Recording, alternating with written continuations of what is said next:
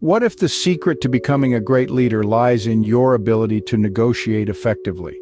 In the grand theater of leadership, negotiation skills play a leading role. The ability to reach agreements, to find common ground, to strike a balance between competing interests, these are not just traits of a good negotiator, but of a great leader.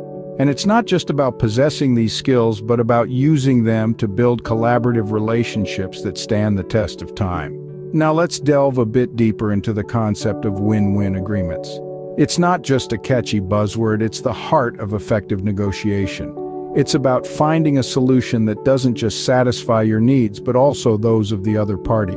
It's about moving away from the notion of negotiation as a battle to be won and towards the idea of negotiation as a problem to be solved collaboratively. This is not to say that negotiation is all about compromise, far from it. In fact, the most successful negotiations often involve both parties getting more than what they initially expected. It's not about splitting the pie in half, but about making the pie bigger for everyone. And this is where the art of negotiation truly shines. It's about creating value where there seemed to be none, about turning a zero-sum game into a win-win situation. It's about using your skills and creativity to find solutions that benefit everyone involved. But perhaps the most important aspect of negotiation is its role in building and maintaining relationships. After all, it's not just about reaching an agreement, but about building a relationship based on mutual respect and understanding.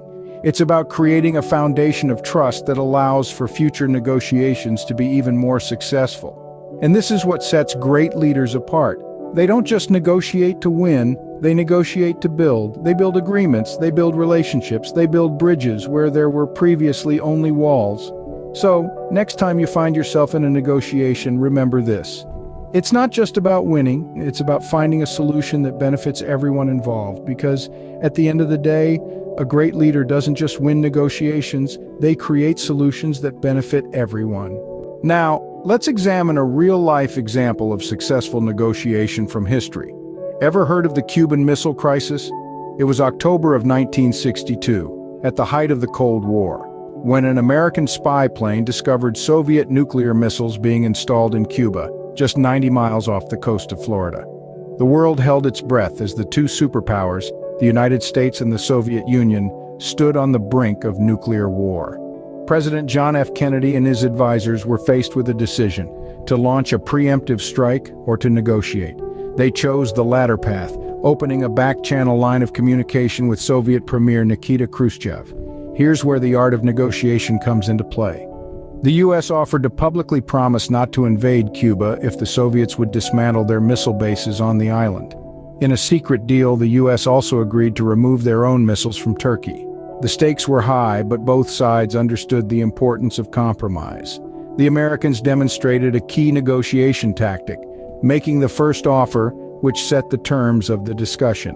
On the other side, the Soviets showed the value of patience, waiting to see if the Americans would sweeten the deal, which they did with the secret agreement on Turkey.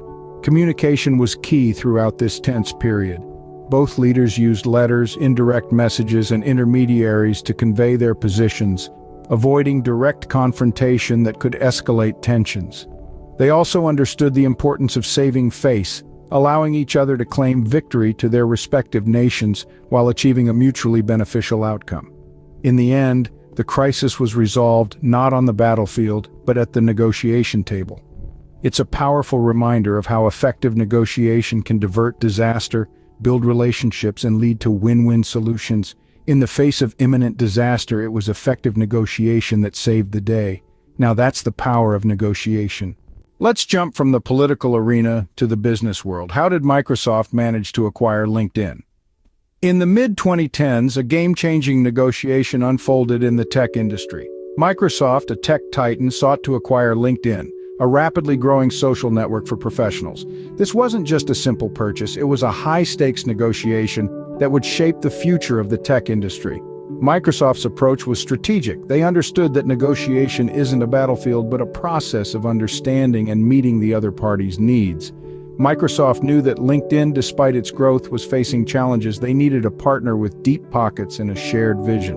Microsoft stepped up to the plate, presenting themselves as that partner. They were patient, allowing LinkedIn to see the value they could bring. They didn't rush the process or force a decision. Microsoft was also willing to compromise. They knew that to win LinkedIn over, they had to offer more than just money. They had to reassure LinkedIn that their culture, identity, and autonomy would be preserved. This was crucial. Many acquisitions fail because the acquired company's culture gets lost in the shuffle. Microsoft promised LinkedIn that this wouldn't happen, and they were true to their word. LinkedIn, on the other hand, was open to negotiation. They understood what they needed and were willing to listen to what Microsoft had to offer. They didn't just see the dollar signs, they saw a future where they could grow and thrive under Microsoft's umbrella. The result? A successful negotiation that led to an acquisition worth $26 billion. Microsoft didn't just buy LinkedIn, they built a partnership that allowed both companies to grow and succeed. LinkedIn retained its identity, and Microsoft gained a valuable asset. This negotiation wasn't about who could outsmart who, it was about understanding, patience, and compromise. It was about creating a win-win situation that benefited both parties. It was a masterclass in the art of negotiation. A successful negotiation resulted in one of the biggest tech acquisitions in history. That's the impact of skillful negotiation in the business world. So, how can you become a better negotiator? Here are some key principles to keep in mind. Firstly, understand the other party's needs.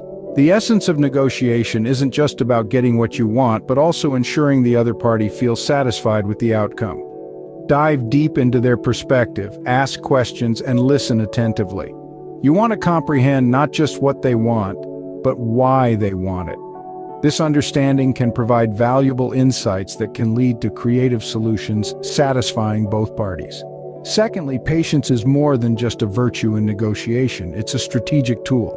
Negotiations can be complex and time-consuming. It's important not to rush the process. Take your time, allow the other party to express their views fully, and don't feel compelled to fill every silence. Often, patience can lead to more favorable outcomes. Next, be willing to compromise. A successful negotiation isn't about one party winning and the other losing. It's about finding a middle ground where both parties feel they've achieved something. You might need to give a little to get a little. This give-and-take dynamic is the heartbeat of any negotiation. Lastly, aim for a win-win agreement. This isn't just a feel-good mantra, it's a solid strategy. Win-win agreements are sustainable and foster long-term relationships.